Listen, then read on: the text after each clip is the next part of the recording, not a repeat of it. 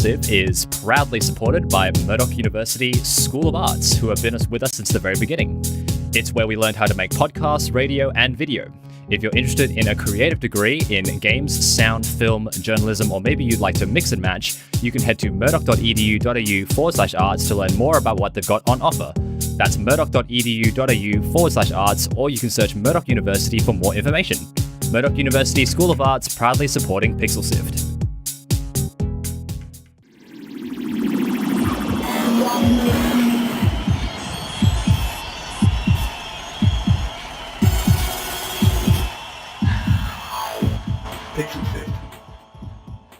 Hello and welcome to episode 113 of Pixel Sift, your fortnightly look into the indie games of Australia and around the world.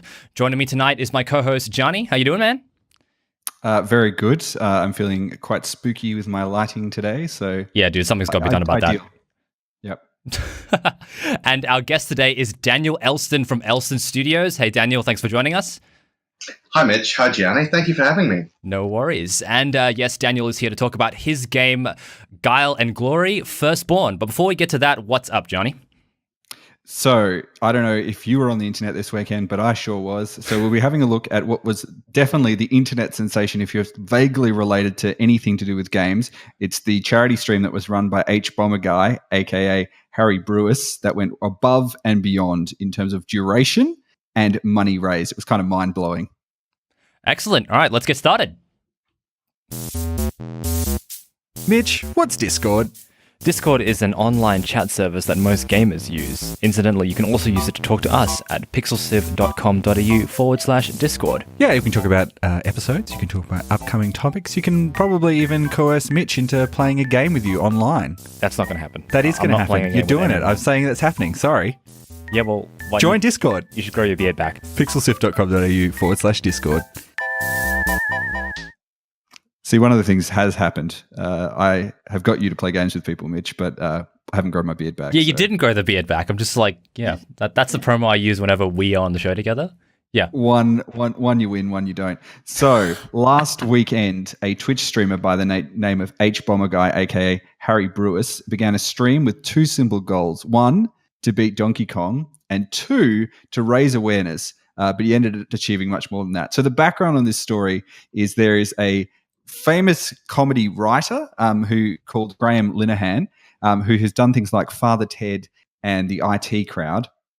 And he's just started becoming a bit of like a bit of a troll, but he's had like a few problems with transgender people. And he decided to go after the charity called Mermaids, which is a charity that supports transgender young people in the UK. They receive money from their national lottery, which is kind of, I guess it's just like a lottery fund that supports them to sort of run their services. So Hbomberguy basically started up the stream as a way to spite Linehan and kind of give money to Mermaids. So it started, and it was, I think the goal was pretty low to raise money for that. Mitch, do you know how much the goal was originally? I think the goal was about $400 to $600. It wasn't nearly as much as they pretty much got, which is almost $500,000. Yeah, so it lasted for 57 hours and 48 minutes. Yeah, it also wasn't it wasn't meant to go for that long either. It just kept going bigger and bigger and bigger, and crazy, like celebrity guests jumped on board. John Romero, who created the Doom series, came out. Jim Sterling, Chelsea Manning, Alexandra Ocasio-Cortez as well jumped in, the famous New York senator who's young and cool that everyone likes on the internet. So it just became this huge, huge thing. And yeah, raised close to $500,000. I think you can still donate, but it's a really fascinating thing to talk about. Now, Daniel, I know you didn't get a chance to watch much of the stream, but what do you think about like this sort of effort, this sort of like raise money because of spite?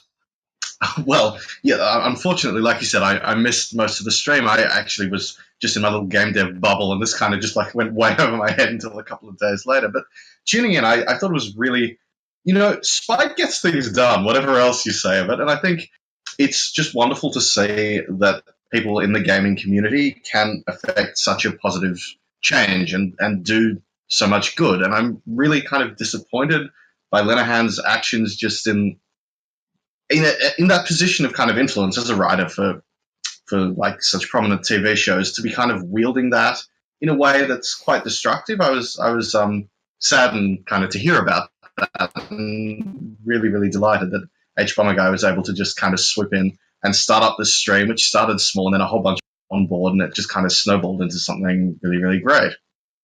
I mean, this is the power of broadcasting over the net. It allows us to do what we do, and it is one of the things that makes PixelSift so great. It's the same reason why Hbomberguy can do what he does. And I think that, and spite, no spite, I think this is just an example of young people using technology and it favoring them, because that's just, we can use it to get voices heard, like we use it to get to help indie game developers be heard. He used it to speak out in his own little manner, and it is being recognized as a legitimate form of or a place where messages are developed and broadcast. Do you know what's really funny as well is Gray and Linehan actually inadvertently boosted the stream's popularity because he started talking about it. So it became this big thing, a bit like the Streisand effect they talk about, where like when you're trying to suppress something and you accidentally like blow it up massively on the internet. So yeah, I think it's Can we get him to tweet about us? No, I don't want him to tweet about us. Please leave us alone. Don't want to get involved in that.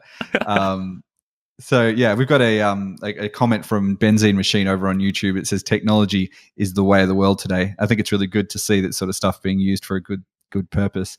If you just tuned in, if you're just watching us, this is Pixel Sift. We're an indie game interview podcast. Our guest this week is Daniel Elston, and we're talking about the Donkey Kong 64 charity stream that Hbomberguy, also known as Harry Brewis, started this weekend. It was trying to raise awareness, but also raising a heap of money for the transgender support charity Mermaids in the UK, after Graham Linehan, who was a prominent writer of many British TV shows you would know, like The IT Crowd and Black Books, decided to try and get them to lose their national lottery funding. So yeah, it's a fascinating sort of example of the internet. I think one of the really good ways that the internet kind of works in a beautiful sort of supportive way.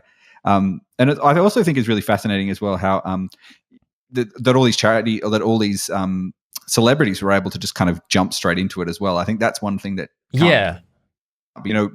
might have sort of like televised telethons. I don't know if you have any over in Melbourne, Daniel, but we have a big one that happens in WA, which raises a whole bunch of charity. And part of the effect is that you have a whole bunch of celebrities kind of pop up and do like funny little skits and things like that.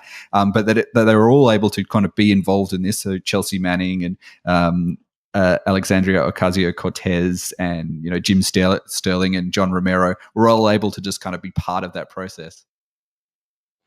Yeah, look, I think that's one of the great things about just kind of sharing and communicating through the internet and on a digital platform like this. It's so much easier to bring people in to kind of just on short notice pull together something really quite remarkable, where, as you say, celebrities and people from all walks of life can kind of come together and stand forward for a cause they believe in. And that's what we saw happen. I think that's... Yeah, I think it's definitely very interesting, and it's a good, I guess, a good example of the way that that internet and games can be used to benefit everyone.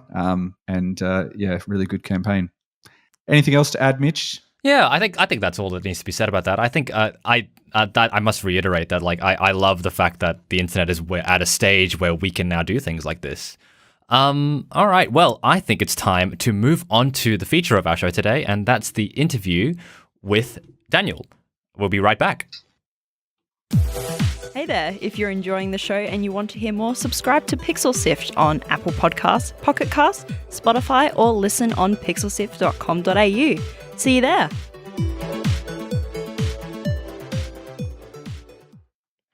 Now, Daniel Elston is joining us. He is the project lead programmer at Elston Studios, and he's here to talk about Guile and Glory Firstborn.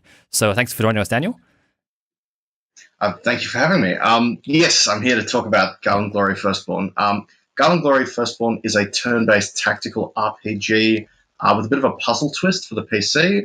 We tend to pitch it as Into the Breach meets Golden Axe. So you've got that kind of turn-based tactics-esque combat where you're using the environment to take out enemies exclusively in the case of Firstborn, but set in a kind of Conan-esque fantasy world, very much inspired by games like Golden Axe. Excellent. And so who is this game for? Like who do you picture playing your game? That's a great question. And look, I guess as a developer, you always hope you're going to appeal to as wide a swathe of people as possible. I think for us, though, our focus has been older gamers, like people getting towards the end of their 20s, like myself, and much older, like into their 30s, 40s, even 50s or 60s, or even later. There's a few out there in that age bracket as well. And just as for myself, at least, getting later into life, I find I have less time now to commit to like really long gaming sessions consistently. And speaking to a lot of our players, we found that as well, that just strategy games and tactical RPGs like Guile and Glory Firstborn can have that appeal of being something you can play for a little bit, and then if you need to take a call or do something, you can get up and do that, and the game's kind of waiting, and it doesn't really break the flow too much. And that's been a real design tenet for us, to kind of have these scalable session times. So if you want to play for 5-10 minutes, you can get something out of the game. But on those occasions where you do have a couple of hours to sit down and really sink your teeth in, Guile and Glory will have content to support that as well. Is just on that sort of like pick up and play sort of design that you've got there, is that have you done that because your life has changed and now you don't have as much time to sit there and play games as long as you'd like? Look, yes, I have to say that has been a factor. Just like it's given me a very different perspective on what it is like to game kind of, once you're out of school, once you're out of uni.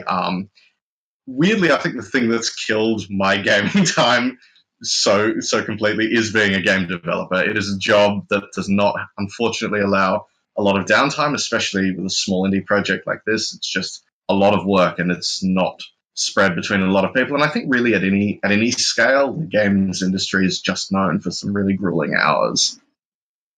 Now, if you're just joining us, you're watching Pixel Sift. It's a weekly, I guess it's a fortnightly podcast where we interview indie game developers from Australasia. Today, we're talking to Daniel Elston. He's from Elston Studios. We're talking about Guile and Glory. If you've got any questions as well, we're watching the chat, so you can put your questions in there and ask Daniel, and we will put them to him. Now, I can see a lot of inspiration, and we were talking a little bit earlier about how the aesthetic of the game really strongly draws from those sort of 90s era games. And I remember, for me, the thing that really struck me actually was the mouse pointer, and just seeing the mouse pointer in the game was something that was really nostalgic for me. Can you tell me about how you kind of capture that aesthetic while also kind of bringing it to a modern game design? So I'd like to say we have a really well-written and well-thought-out document that details all the points to hit, and that we refer to that and everything runs smoothly. We couldn't be further from the case. Just in capturing that, or recapturing that kind of retro aesthetic and bringing it into a kind of modern framework, for us has been a lot of trial and error. We have just gone through a great many iterations on area designs, character designs, animation styles, and just kind of UI formats, slowly kind of playtesting, talking to our players and finding out kind of what works. And what sort of things, I guess, have been some of the, you talked a little bit about Golden Axe, and you've spoken about Into the Breach, but what other things have you sort of incorporated into this game? So I guess Guile and Glory at its root stems from my great love for tactics games growing up. I loved Brigandine, Shining Force, Final Fantasy Tactics, Vandal Hearts, Fire Emblem, you name it. That was just my jam back in the day. And I guess what we've tried to do with Guile and Glory Firstborn is capture a lot of the elements that we really loved in those turn-based tactical RPGs, but put a modern spin on it with the puzzle-inspired combat that kind of, I guess using the battlefield has always been a key part of tactics games, and we just wanted to really emphasize that by eliminating direct damage and making the combat exclusively utilize the environment, at least for the player. When was that decision made? Because usually when when we play games, we're directly influencing the combat ourselves. But in Guile and Glory, it's exclusively you use the environment to take down your enemies. When did you decide that wanted to be the focus? Day one. First day of prototyping, and the story behind it is a little bit of a silly one, but looking back, I'm very glad it played out this way. I was doing the thing they tell you never to do, which is turning a last year of tertiary course project into a commercial venture.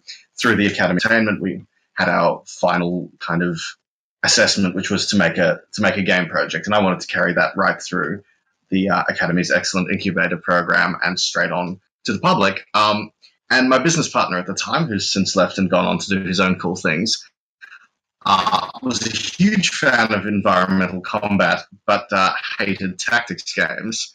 So I was coming from my own position as the programmer and producer. I was like, given the skills, I can deliver a tactics game. I'm confident of that and not much else. So I have to find some way to sell him on this. And it was actually playing Golden Axe. It's a combination of like really gruelingly tough enemies and sort of easily exploitable AI and environmental hazards that I kind of was like, you could make a strategy game out of this. And I pitched it to him, and he was a little reluctant at first, but we did a little bit of very early prototyping, started coming together, and that's we just went from there. It does seem like a very nice entry into the strategy genre, because I'm definitely not a strategy gamer. The closest thing I think I've come to playing is StarCraft. So is that something you considered? Like, this might be the first time some people have played a strategy game? Yes, look, absolutely. It actually, I thought going in that would really not be what Guile and Glory was good at, because, you know, that you can't brute force the combat. You have to use the environment. You have to use strategy. You can't just stock up on health potions and kind of brute force your way through a fight. Surprisingly, I was wrong. Getting people in, in our playtesting, seen a lot of people who aren't normally kind of strategy game players get their heads around it really quickly and kind of quite take to the fast, you know, one hit, one kill kind of environment combat.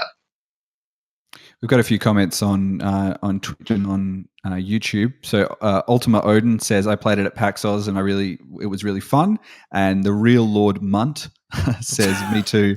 There was a bit of a line when I was there. And Benzene Machine over on YouTube says, using the environment for combat, that takes a lot of strategy and thinking. So is there, I guess, you know, everything's predetermined every time you load into the map, so there's like an ideal strategy through, or is there some element of randomness in the way that it goes?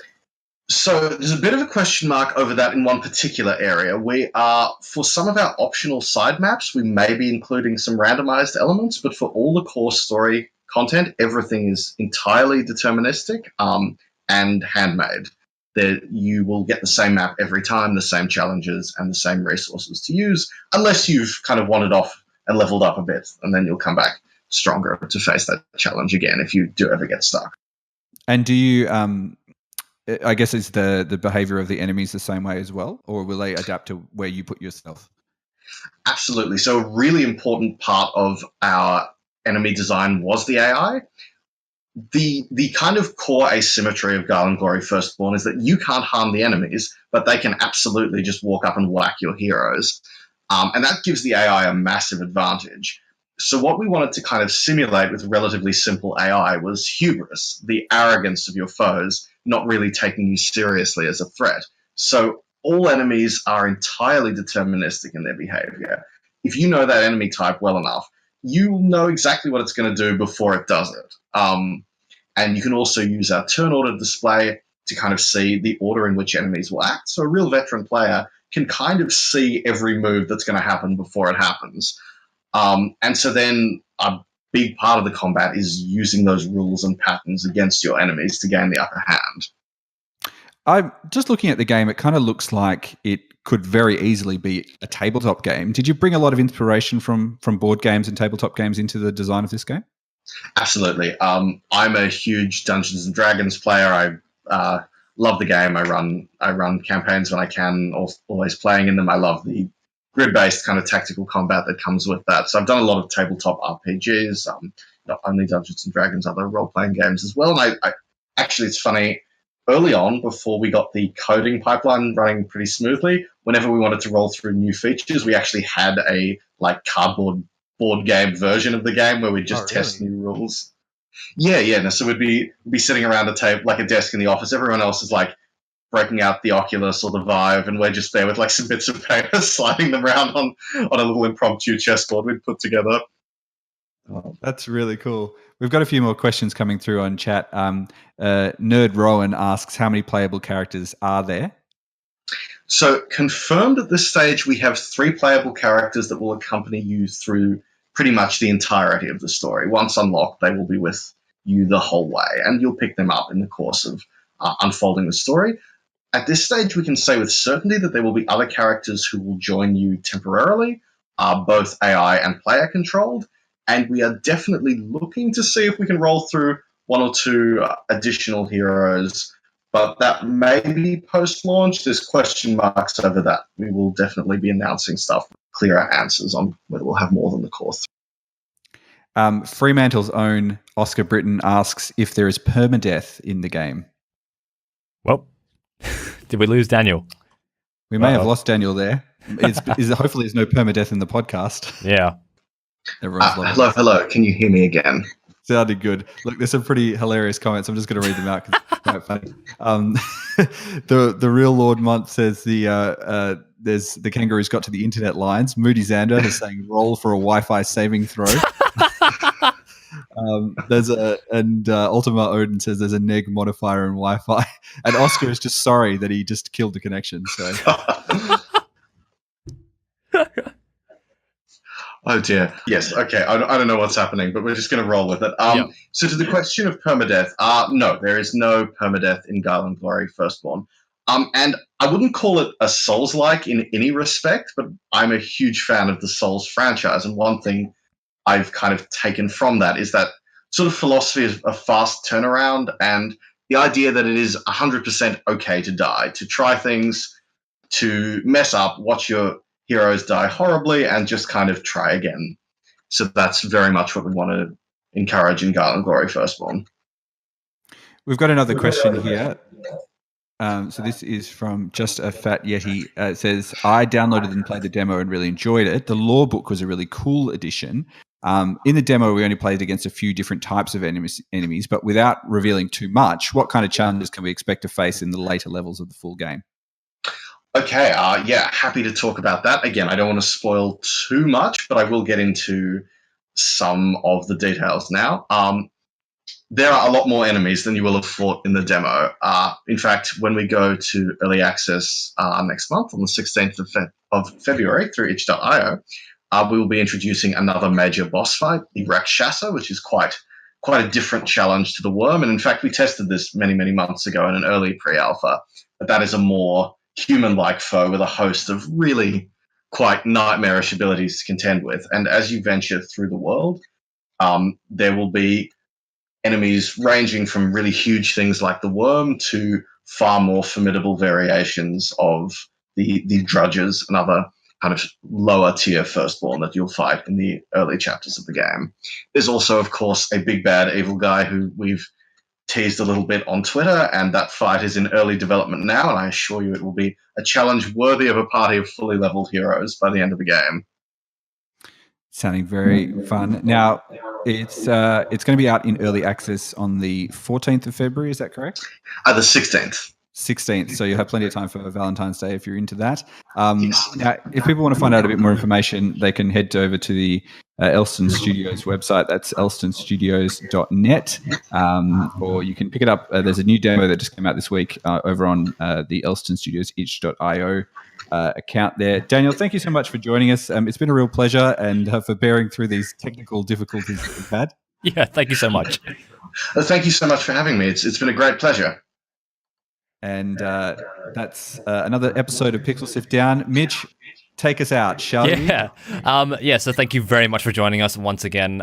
This episode was produced by Scott Quigg and Fiona Bartholomeus, and executive producer was joining me on the show, Gianni Di Giovanni. And thank you very much Thank you very much to Murdoch University School of Arts for supporting Pixel Sift through all the 113 episodes. If you'd like to learn more about a great creative degree, you can head to murdoch.edu.au/arts. And as always, we'll be sticking the links to the topics and all of Daniel's information about Guile and Glory down in the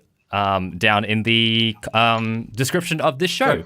And so that'll be available on www.pixelsiv.com.au. And the absolute best thing you can do to keep up with everything Pixel Siv is head to our Discord at pixelsiv.com.au/Discord if you want to keep up with everything we're doing, because we post everything there first. So, you can chat to Daniel, because Daniel's in there now too. Oh, yeah, and you can talk to Daniel. He's in there now. We also have other social media pages on Twitter, Facebook, and Instagram, so just search Pixel Sift. And you can get a hold of us there as well. Gianni, if people want to listen to other episodes, where can they find them? Well, I'm going to list them for you, so get ready. Your notepad.exe open. I've got it right here. You can go to our website to stream episodes. That's pixelsift.com.au. You can go to any podcast player in the entire planet, because all I do is download podcast players and add the PixelSift to it. You can go on Spotify, wherever. And if you could give us a recommendation, if you can tell a friend if you like the show, that'd be amazing. Just go to their phone and download it. That would be really, really cool. Thank you so much for everyone who's been jumping in and chatting to us. You've got some fans in there, Daniel, I can see. Our next episode will be on the 7th of Feb. Excellent. All right. Thank you very much for watching, everyone. And we will see you next week. See you then.